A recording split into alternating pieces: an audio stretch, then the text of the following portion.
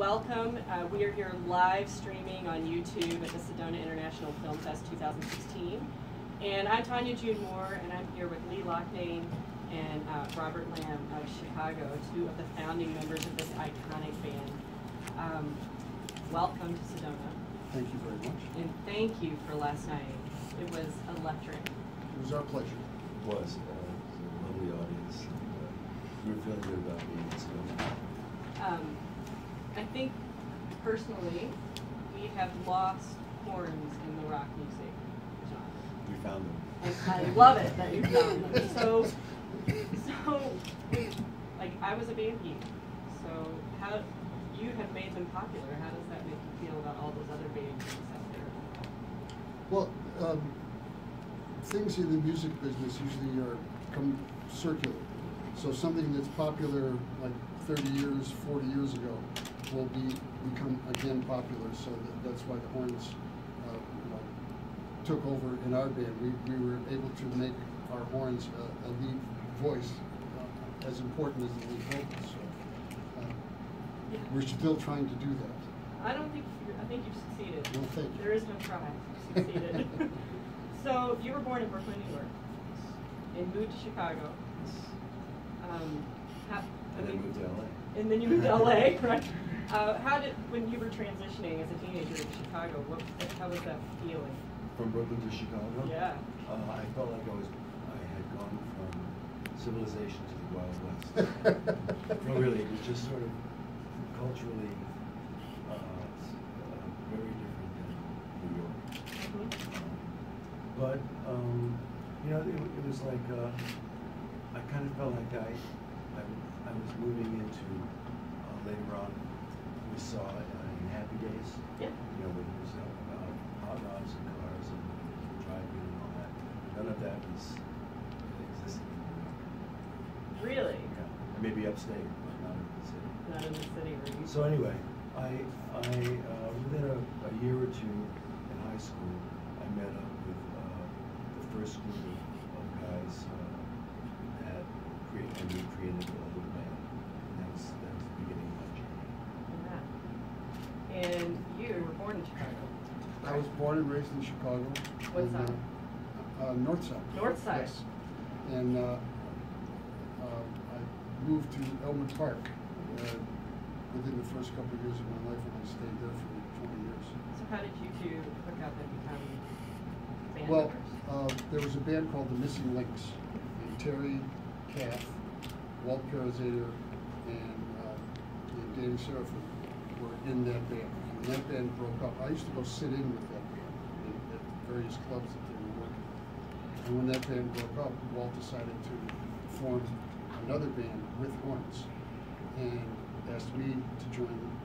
It turned out to be Chicago, and Robert was working on the south side in one of the bands that were Harvey Charles and I think we were the Wanderers. The Wanderers. Yes. And Walt went to see him play and asked him if he wanted to join a band, and he said yes. And both of you have written a lot of music on your own, and they have become iconic for generations, which is beautiful. What inspires both of you, or either one of you, to write? Well, I found it inspiring right from the get-go to write songs and think about where the horns would go. So for most of the music that I've written for Chicago, I wrote the song, I wrote the lyrics, but I also created places where the horns could step out either solo or play the songs. And it was just, you know, really interesting. Really kind of, I learned as I was doing it, because I had no idea how to do it. So really trying to. There we go. Throw to the wolves, that's the best way to learn. Right. And well, Robert does much more songwriting than I do. I've only written pretty much a handful of songs, so as he said about learning, I'm still learning. Well, aren't we all? Yes. That's a good thing. Yeah, hopefully, right? What's the cool thing about music? It's a lifelong exploration. The more you learn, the more you realize you don't know, and the more you sort of have to grow and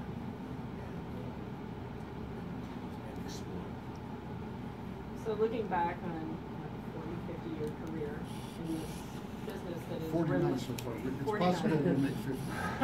I think you'll. But looking back, I mean, music has changed. It's a relentless industry. Yes. And you guys like rose like cream of the crop, cream of the top. How does that feel to look back over a lifetime knowing how many people you've inspired? Well, it feels great because it really goes back to not relying on the individuals.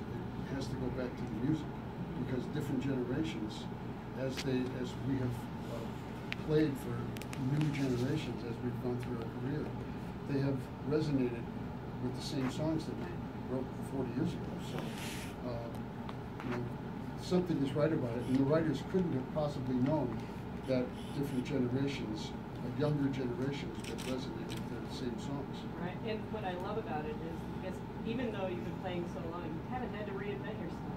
You stay true to the heart of what you do.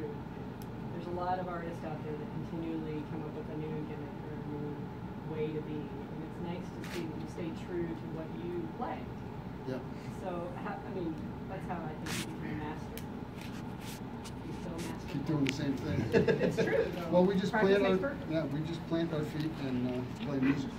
You know, thank goodness Michael Jackson came after us, because if we had to dance, I think we wouldn't have made it in this business. I don't know. There's some. You guys were doing some dance moves last night in Sedona. There was definitely some movement on stage. What I loved is I was watching the audience. I was walking around last night and watching people really be moved by what you were playing. And I also loved how you interact with one another on stage. Mm-hmm. I mean, it's like you guys are playing. You're living your passion. So, right. has that always been that way, or is it something new, or I do think it was sort of a natural, kind of a natural development. I remember the first time we played in Europe. We were playing for audiences in different countries, moving very quickly through Europe, and we realized that we couldn't actually ever really talk to the audience because we knew the languages other than English. So barely that. I seem to remember us kind of, the curtain would go up and we'd start playing. We were also just grinning like idiots in an attempt to somehow connect with the audiences. And I think that led to us realizing that if we, and actually playing together has always been fun. There's always been kind of a chemical connection, if you will, within the band. It's beyond being friends, it's beyond being brothers, it's a more infinite connection. It has always been. Yeah, it's a contact. Which is really connected to one another. Mm-hmm. Speaking of performances, any performance, I mean, you guys have never missed a concert, is what they said last night. Pretty much, yes. That's awesome. We showed up late one time with a snowstorm, but the audience waited like 3-4 hours for us to show up and have the crew set up, and we played the show. 2 hours. Nice. So besides that concert, is there one that stands out as you look back on it and you go, oh, that was the best, or we could have done better, or I think every night somebody in the band feels like we could have done better. Oh yeah. But there are, and I can't pick out a specific night. There are few and far between that we come off the stage and everybody enjoyed it. And we hit it tonight. This was great. But those are hard to get because we're perfectionists. well, it's not a bad thing either. There That's why you your go. music is what it is. Right. I think most entrepreneurs are perfectionists in their own way. Award shows. Hate them, love them. They're a part of the business, and we have been fortunate to be involved with a number of award shows. And as any day comes, it passes. Yes. And so it's great to get the award. We are looking very forward to the Rock and Roll Hall of Fame. Yes. And but the day after the Rock and Roll Hall of Fame, we move on to the next show. So we get to keep working as a result of it. So it's pretty cool. So when is the Hall of Fame date that you get conducted? April 8th. April 8th. Yes. So it's coming up. Yep. How's that Very going? soon. Yeah, I'm like, that's just weeks away. We'll I be mean, mid-tour, we will be mid-tour with Earth, Wind & Fire, doing one last leg of the tour that started last with them. So, It's our Heart and Soul tour. the Heart and Soul. 2.0. Yeah, Heart and Soul. I like this technology Yes. you're Bring introducing. the internet. Yeah. So any people that you toured with that were just the greatest to tour with, connected to? Well, I mean, we toured starting with Jimi Hendrix. That was pretty great. Yeah. And Janis Joplin. Holding company. I would say that pretty much every co-headliner, or at least every act that we performed with, has been enjoyable. It's, the brotherhood of the community of musicians is really a wonderful thing to be a part of. So, whether it's Crosby, Stills and Nash, or REO, or Doobie Brothers. it's all great. It's all great. And Peter Chiavarelli actually had the idea to, once we partner with another band and go on tour with them, that one of the most important things is that they are willing to play with the other band. Yes. So play with us, so we can have an encore together that the neither fan base has seen before. So it's something new that no one has witnessed And you've always done that. since we started with Earth, Wind & Fire. Yeah. I mean, like, when we toured with Crosby, Stills and Nash, I thought that would be amazing, and but we didn't perform with them.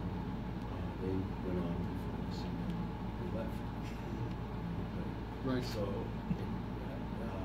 I think we missed a golden opportunity to work with them. We're a great vocal band, and a band in general. Would have been fun. And also in the 70s, we played with the Beach Boys, and we did some songs together with That's them. right, So that was that's the right. first time we actually did it. Yeah. How was that? And I mean, the Beach Boys are like you.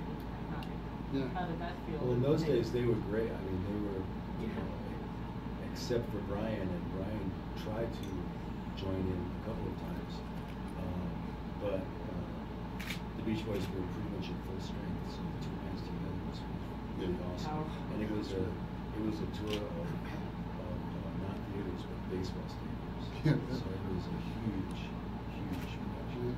Well, you guys played a really intimate venue last night, which is my favorite way to see a band Me too, too. because it's up close, it's personal. We get to feel that energy. I mean, when you're in a huge stadium, it's really cool. How did it feel to be in that intimate venue last night with a sold out crowd? But we enjoyed every venue that we played. But the people, when the people are right in front of it, we love that intimacy. And because we've played as many as as many as 500,000 at the Bicentennial in Philadelphia. So and just people whispering at that show was scary.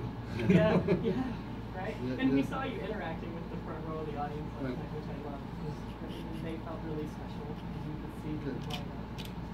Incredible. So I want to open it up to everyone out here in the gallery for some questions. I got a question. You guys got a film. Yes. Talk a little bit about what inspired you guys to create the film, and maybe for some people who don't know what the film's about, what the film is. Well, Lou Pardini's nephew, Peter Pardini, is the director, and he came to work with us. There he is. He's in the room. And he came to work with us. I asked him if he could do. We were doing a Christmas album, and he was going to film behind the scenes, the making of the Christmas album. And from then on, we just sort of kept him with us to do behind the scenes stuff. And the idea of doing a documentary on the band, because it's been quite a long time, came up, and we just went ahead. It's been 3 years now, and we finally finished it. So we will be premiering it today. For some people who may not know about it, what is the film about? Us. We live The good and the documentary. bad and the ugly. Really. That's right. We found out things from the business people who had, originally signed us. Clive Davis, Irving Azoff, people working behind the scenes with Peter Chiavarelli, making decisions and, you know, including us, of course, but a lot of this behind the scenes stuff we really don't know. So the documentary helped me to understand what happened with my career. It's pretty cool. So are you proud of how it turned out? Oh yeah. Yes. Yeah. Hi guys. I got to see the film a couple weeks ago at a private screening here, and actually one of the questions that I asked Peter and asked you, and you kind of brought it up, why was it important for you guys to show the good, the bad, and the ugly? I mean, this is your film, so you could have made it, you know, any way you wanted it, but why was it important to show all sides of everything? For me, the film would have no point if it was just, you know, another piece of flack, if you will, another piece of PR, you know, putting the good face on everything, because life isn't like that. So we wanted to share a bit of ourselves, and actually, we know we've been, you know, fairly, like many bands and like many artists, we've been fairly protected over the years to help maintain a long career. So I agreed with the idea of showing all sides of the band and the progression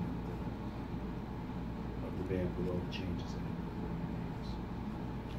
Yeah, it's important to see some of the underbelly to understand that you know, we were actually living life, and we're not trying to avoid honesty.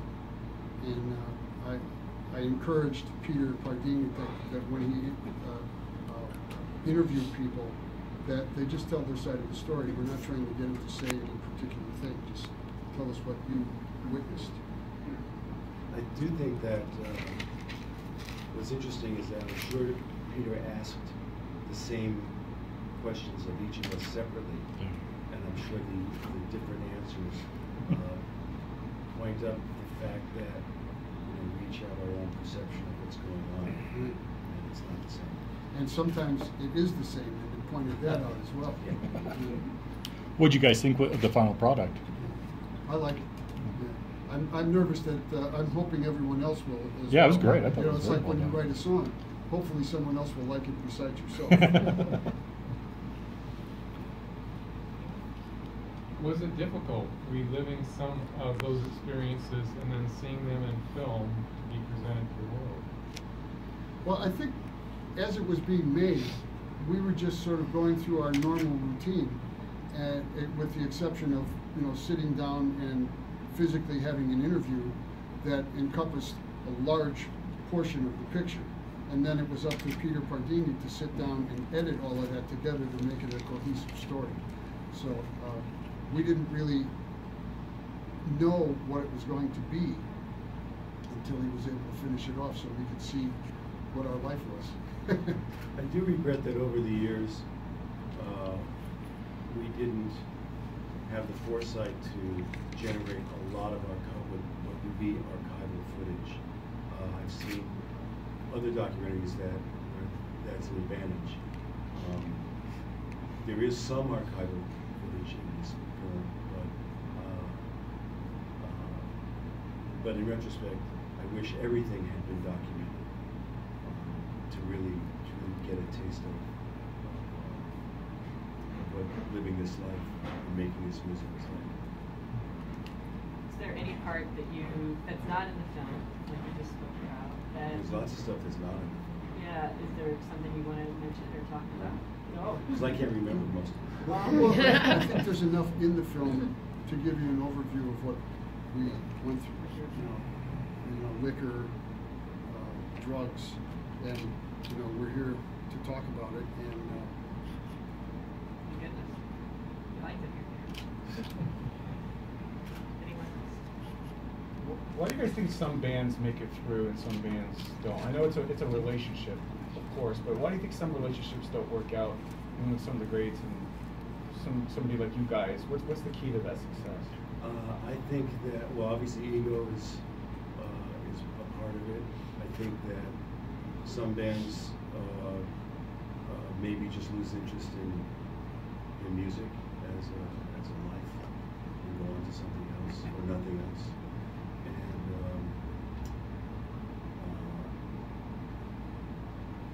And I think that that lifestyle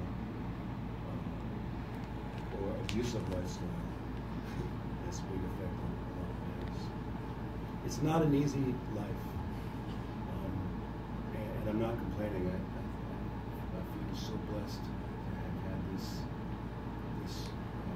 life, to make music, to travel, to have friends, to be able to live life at a certain level with my family, my kids, all of that. But it's not easy. And with all the travel, you find yourself not being with the family. So that makes it even more difficult. And I'm a direct result of a few marriages. So my ex-wives have kept me working quite well.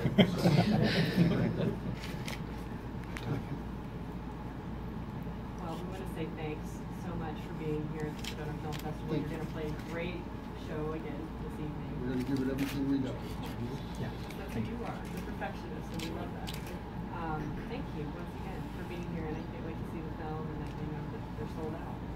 All right. Thank you for your enthusiasm. Of course. That's what I do. Curiosity. Oh, of course, of course. And that does it for this live feed. Thanks so much. Great. Thank you. Thank you, Jen.